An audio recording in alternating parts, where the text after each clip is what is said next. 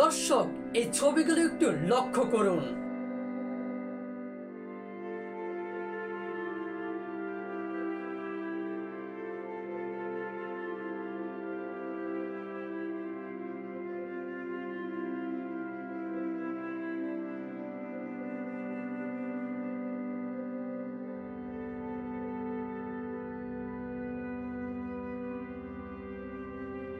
কিছু বুঝতে পারলেন কি?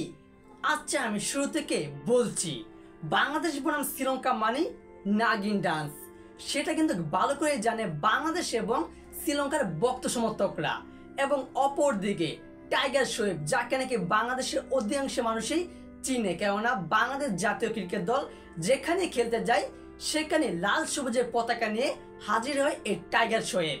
কিন্তু তিনি এইবার শ্রীলঙ্কার মাটিতে গিয়ে বাংলাদেশের টেস্ট ম্যাচ দেখতে গিয়ে চরম লজ্জায় এবং অপমানিত হয়েছে। তাকে মাঠের মধ্যে গ্যালারির মধ্যে নাগিন ডান্স দিয়েছে শ্রীলঙ্কার ভক্ত সমর্থকরা। বাংলাদেশ বনাম শ্রীলঙ্কার 2 ম্যাচের টেস্ট সিরিজ দেখতে গিয়েছিল শ্রীলঙ্কার মাটিতে বাংলাদেশের টাইগার শরীফ, যেখানে বাংলাদেশ প্রথম টেস্ট ম্যাচটা ড্র করেছে, কিন্তু দ্বিতীয় টেস্ট ম্যাচটা ইনিংস সহকারে 78 রানে হেরে গিয়েছে বাংলাদেশ। যে পিচে শ্রীলঙ্কার ব্যাটাররা 150, 90 রান, 80 রান সেঞ্চুরি করতে পারে, সেই পিচে বাংলাদেশের ব্যাটাররা কোনো 50 রানও করতে পারে না, একটা 50 দেখাও পায় না। এই তো বাংলাদেশ যখনই দ্বিতীয় টেস্টে প্রথম ইনিংসে ব্যাটিং করতে নেমেছিল, সেখানে তারা 247 রানে অল আউট হয়েছে।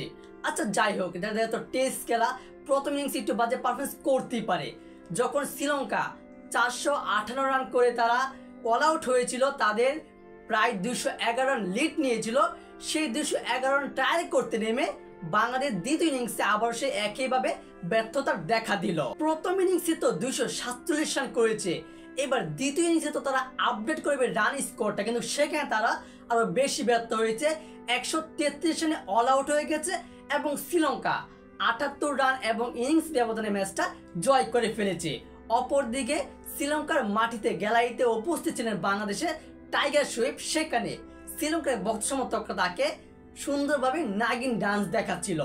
আর শরীফ সে কিন্তু কিছু করতে পারেনি, কেননা বাংলাদেশ তো হেরে গিয়েছে।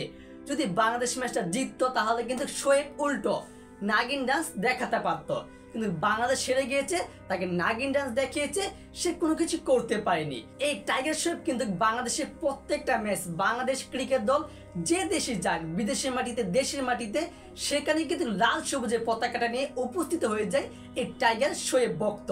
কিন্তু এবার তিনি শ্রীলঙ্কার মাটি থেকে চরম লজ্জায় পড়ে গেলেন, বাংলাদেশ ইনিংস ব্যবধানে হেরে গেল এবং তাকে নাগিন ডান্স দেখতে হয়েছে। তো দর্শক, বাংলাদেশ কি বারবার এভাবে হেরে যাবে ব্যাটারদের ব্যর্থতার কারণে? আর বাংলাদেশের ভক্ত সমর্থকরা যে দেশের মাটিতে যাবে সেখানে কি লজ্জা পেয়ে আসবে?